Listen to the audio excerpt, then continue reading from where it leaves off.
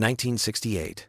When North Vietnamese soldiers were captured and taken to American POW camps, U.S. guards did something that would shatter everything these men believed about the world they turned on the television. For the first time in their lives, these battle-hardened fighters saw American families casually throwing away more food than their own villages had in months. Children playing with toys worth more than their father's annual wages, and ordinary workers living in houses that looked like palaces. But here's what no one talks about. What happened to their minds when they realized their entire government had been lying to them about what life in America was really like? The year was 1968, and the Vietnam War was tearing the country apart like a knife through silk. In the North, people stood in long lines for bowls of thin rice soup, their stomachs growling as they waited. Children wore the same torn clothes for months, and families shared single light bulbs that flickered weak yellow light for just a few hours each night. The government told them this was normal. They said Americans lived even worse lives, that the evil capitalists kept their workers in chains and fed them scraps. Most people in North Vietnam had never seen a car up close. They walked everywhere or rode old bicycles with squeaky wheels. A radio was a treasure that whole villages would gather around to hear. Television was something that existed only in stories, like dragons or magic carpets. The Communist Party leaders painted pictures of America as a land where rich men in tall hats stepped on the backs of starving workers. They said American children begged in the streets while fat bosses counted money in golden towers. When young Vietnamese soldiers marched off to fight, they carried these images in their minds. They believed they were saving their people from becoming like those poor, suffering Americans. Nguyen was 19 years old, the son of a rice farmer who owned nothing but a small plot of muddy land. He had eaten meat only 3 times in his entire life. His family's house had no electricity, no running water, and walls made of dried mud that cracked in the summer heat. Like his fellow soldiers, Nguyen thought he knew exactly what kind of enemy he was fighting. The American POW camp sat behind tall chain-link fences topped with sharp wire that glinted in the tropical sun. Inside, the buildings were made of solid concrete blocks, painted white and clean. Electric lights buzzed overhead, bright as tiny suns even in the middle of the day. The floors were smooth and level, not like the bumpy dirt floors back home. Everything smelled of soap and disinfectant instead of smoke and sweat. On his 3rd day in the camp, Nguyen noticed something strange mounted on the wall of the common room. It was a gray box with a dark glass face, about the size of a small window. American guards walked past it without paying attention, as if it was as normal as a rock or a tree. Other Vietnamese prisoners stared at it too, whispering to each other in confused voices. None of them knew what it was, but something about the way the Americans ignored it made it seem important. That evening, as the sun disappeared behind the fence and the electric lights flickered on, one of the guards walked over to the mysterious gray box and pressed a small button on its side. What happened next would change everything these young soldiers thought they knew about the world. The gray box suddenly came alive with moving pictures and voices. Nguyen jumped back as if he had seen a ghost. On the glowing screen, he watched people who looked nothing like the starving American workers he had been told about. A woman in a bright yellow dress stood in a kitchen bigger than his entire house. She opened a white box taller than herself, and cold air poured out like winter wind. Inside were shelves packed with food, more food than his village saw in a month. Milk in glass bottles, meat wrapped in paper, vegetables so fresh they still had drops of water on their leaves. The woman pulled out eggs, butter, bread, and cheese without counting them. She didn't measure carefully or save every crumb like his mother did. She cracked 3 whole eggs into a pan just for one person's breakfast. Back home, 1 egg was split between the whole family on special days. Nguyen felt his stomach twist as he watched her throw away the eggshells, the butter wrapper, and crusts of bread that would have been treasured at home. Another picture appeared showing children playing in a yard with grass so green it looked painted. They rode bicycles that sparkled like jewels in the sunlight. One child grew bored with a perfectly good bicycle and left it on the ground to play with something else. These children wore different clothes every day, clothes with no patches or holes. Their faces were round and healthy, their cheeks pink like ripe fruit. A truck rumbled up to the camp fence, its red paint bright as fresh blood. On its side were white letters, spelling words Nguyen could not read, but he recognized the shape from propaganda posters back home. This was the evil Coca-Cola, the symbol of American greed that his teachers had warned him about. But instead of being guarded like treasure, cases of brown bottles were stacked like firewood. American soldiers grabbed them casually, drinking the dark liquid like it was water from a well. During dinner, Nguyen stared at his metal tray holding rice, vegetables, and a piece of chicken bigger than any his family had ever owned. The American guards ate from the same kitchen, complained about the food being boring, and threw away half-finished meals. They tossed away in one day what would feed his family for a week. In the television box, a game show host gave away a shiny new car to a woman who screamed and jumped with joy.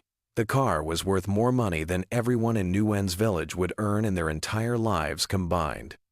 That night, lying on his thin mattress, Nguyen whispered to the prisoner next to him, "Brother, what if everything they told us about America was backwards?" The question hung in the dark air like smoke from a fire, and neither man could sleep.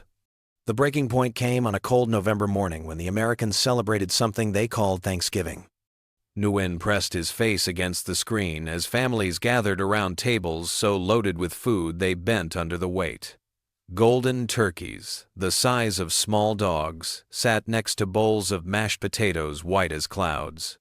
Cranberry sauce gleamed like rubies, and pies filled with sweet fruit covered entire shelves. Children complained about eating too much, while adults laughed and loosened their belts. One family had 3 televisions in different rooms of their house, 3 magic boxes that cost more than his village could earn in 5 years, and they used them at the same time like they were ordinary cooking pots. The father wore a clean shirt and tie even though he was not working. The mother had jewelry on her wrists that sparkled like stars. Their house had carpets so thick, the children's feet sank into them like soft mud after rain. But what shattered Nguyen's world was not the abundance. It was watching American news where people argued with their own government on television. A man with gray hair looked straight into the camera and called the president stupid. Nobody dragged him away. Nobody arrested his family. The next day he was back on television saying more angry words about the war. In North Vietnam, such words would mean death or prison forever. Nguyen felt something crack inside his chest like ice breaking on a frozen pond. "If this is how the oppressed American workers live," he whispered to his friend Duke, "then what does that make us?" The question burned in his throat like swallowed fire. Every lesson from school, every speech from party leaders, every reason he had picked up a rifle and left his family suddenly seemed like lies told to children. He began writing in a small notebook he had traded for his extra rice. "Today I watched American prisoners complain about their food being cold. Our guards eat the same food and throw away what they cannot finish. I have been hungry every day of my life except for the days I have been in this American prison. How can the losers live better than the winners?" The other prisoners gathered around him each evening as he read his thoughts aloud. Some nodded with tears in their eyes. Others shook their heads and walked away, too afraid to let the truth change their minds. But Nguyen could not stop the flood of understanding that washed over him like a river breaking through a dam. On Christmas morning, he watched American children open presents wrapped in shiny paper. They tore through boxes of toys, clothes, and candy with the same excitement he had felt finding a single orange in his stocking years ago. One child threw aside a toy robot because he already had one. The robot cost more than Nguyen's father would see in 2 years of farming rice in the mud. The prisoner exchange came on a gray morning in 1973. Nguyen stood in line with 43 other Vietnamese soldiers, each carrying a small cloth bag with their few belongings. His bag held the notebook where he had written his thoughts, wrapped in plastic to keep it safe. The American guards, who had become familiar faces over 2 years, shook hands with some of the prisoners. One guard gave Nguyen a small American flag and said something in English that sounded kind. The airplane ride home felt like traveling backward through time. The modern American plane with soft seats and tiny windows gave way to a bumpy truck ride through muddy Vietnamese roads. The cities looked smaller than he remembered. The buildings seemed shorter and darker. Even the sky appeared less bright than the one over the prison camp. When he finally reached his village, His mother ran to him with tears streaming down her weathered face, but her thin arms felt like bird bones when she hugged him. His family's house looked like a toy compared to the American homes he had seen on television. The walls were still made of dried mud, with cracks that let in cold wind. His little sister wore the same torn dress she had worn when he left 3 years earlier. His father's hands were black with dirt from working rice fields that barely fed the family. That first night, his mother served him a bowl of rice soup with a few vegetables floating on top. She watched him eat with pride, thinking she was giving him a feast. Nguyen could not tell them what he had learned. In the New Vietnam, speaking good words about America meant being called a traitor. Party officials visited returned prisoners to make sure they still hated the enemy. He nodded and said the right words about American cruelty, but at night he opened his hidden notebook and read his real thoughts by candlelight. "The Americans did not break my body," he had written. "They broke my faith in everything I was taught to believe." Years passed and Nguyen married a local girl and had 2 sons. When Vietnam slowly began opening to the outside world in the 1980 seconds, he was not surprised by the changes. He had already seen what was possible through that magic gray box in a prison camp far from home. His sons grew up hearing careful stories about a world beyond their village, stories their father told in whispers when no one else was listening. On quiet evenings, Nguyen would stare at the stars and remember the American children throwing away toys and food. The deepest lesson was not that America was rich or Vietnam was poor. The lesson was that truth could be hidden from an entire people for their whole lives. He had learned to question everything, especially the comfortable lies that make hard lives easier to bear. Sometimes the most dangerous prison is the one built inside your own mind.